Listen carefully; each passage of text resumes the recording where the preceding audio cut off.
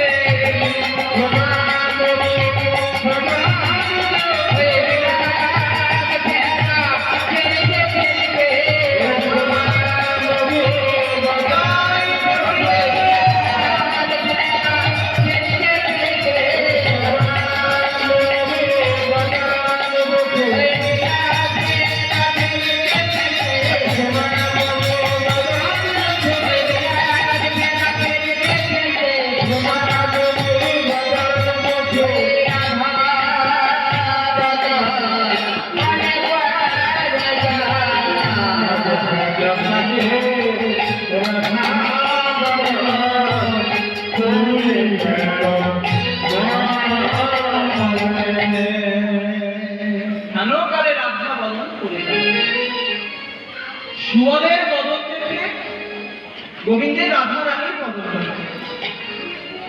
আচ্ছা, গোবিন্দের তো আরো সখা রয়েছে, শ্রীরাম সুদাম দাম বসুদাম মধুমঙ্গল, আরো সখা রয়েছে। তাহলে গোবিন্দের অন্য সখার বদন দেখে কিন্তু রাধা রানীর বদন মনে করল না। তার বদন থেকে মনে করলো সুবলের বদন দেখে। আজকে সুবলের বদন দেখে মনে করলো কেন? কারণ এই সুবলের বাবা হচ্ছে সুখ, সুভানু। বৃন্দাবনে সুবলের বাবার নাম হচ্ছে সুভানু, আর রাধারানীর বাবার নাম হচ্ছে বৃষভানু।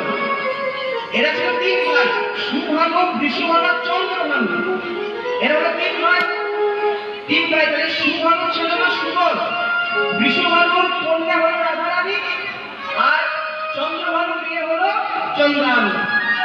তাহলে এই যে তারা জ্যেষ্ঠত পুত্রত ভাই বোন, এই যে একই পরিবারের তারা, এরপরে কি হলো তাদের মুখের গঠন, মুখের গঠনটা একই অনুরূপ, মানে অনেকটা একই রকম। রাধারানীর বদলের সঙ্গে সুবলের বদলে কিছুটা মিল রয়েছে। এই জন্য এই কারণে গোবিন্দে যেই না সুবলের বদল দেখে, বদল দেখা মাত্রই আমার রাধারানীর বদল হরিবল হরিবল।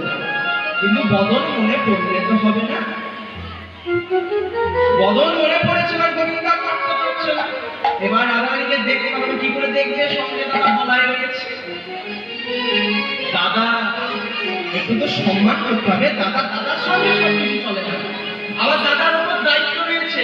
যখন সকালবেলায় এসেছিল মা নন্দরানী কিন্তু বলাইকে বলেছিল, বলাই তুই কিন্তু সবার বড়, আমার কানাই হচ্ছে দুধের ছেলে, তোর কিন্তু দায়িত্ব থাকলো কানাই যেন অন্য কোথায় যেন না চলে যায়, আমার কানাই কিন্তু দেখছিস, বলাইয়ের উপর দায়িত্ব রয়েছে। দাদাকে ছেড়ে গোবিন্দ যেতে পারছে না। হ্যাঁ, দাদাকে ছেড়ে যাবে কি করে? অন্তর্যামী বলাই, বলরাম ভাইয়ের অন্তরের কথা বুঝতে পেরে আজকে কি করেছে, একটা গাছের গোড়াতে গিয়ে বলাই দাদা ঘুমানোর ভান করছে, মানে ঘুমিয়ে গেছে। তাহলে ঘুমিয়ে গেলে চলে গেলে তার কোনো অসুবিধা নেই, জেগে থাকলে অসুবিধা। আমি ঘুমিয়ে যাব তাহলে তার কোনো অসুবিধা নেই। বলাই দাদা আজকে গাছের গোড়ায় একটা নিদ্রা নিয়েছে, কিন্তু ঘুমায়নি, ঘুমানোর ভান করছে।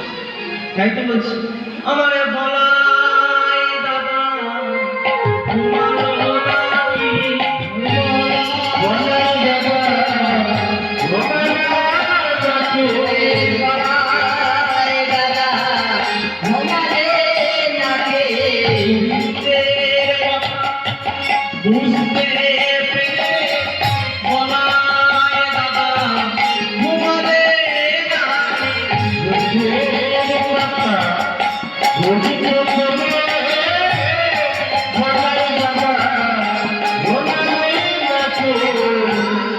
দাদা কানাই দেখছে, দাদা বললাম কিন্তু গাছের গোড়ায় নিদ্রায় আছে, গাছের গোড়ায় নিদ্রাতে আছে, কিন্তু দাদা কিন্তু ঘুমায়নি, ঘুমানোর ভান করছে। কানাই দেখছে হিমা দাদাকে ছেড়ে যাবো, দেখি দাদা আমার ঘুমানো না।